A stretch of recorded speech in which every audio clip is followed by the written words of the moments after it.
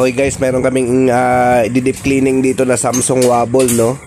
Pero ang topic natin ngayon guys, no, sukatin natin yung kanyang suspension rod, no? Kasi marami din nagtatanong sa atin kung anong sukat nito, no? So may sukatin natin. So bago yan, sa mga katanungan pala sa amin, no, message kayo or i-like nyo po yung aming Facebook page sa Northshire Repair Shop.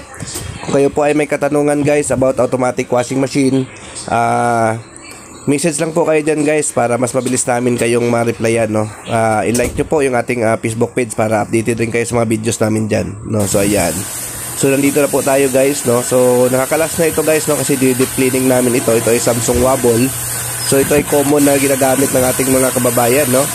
So ngayon ang gagawin natin, susukatin natin yung kanyang suspension rod para makita natin kung anong tamang sukat nito, no? Para naman sa may mga umaalog-alog na kapag nag-spin, naglalakad na ang washing machine, alam niyo na guys kung anong sukat ng suspension rod ng Samsung Wobble, no? So lahat po na Samsung Wobble na ganito yung board na nasa harapan,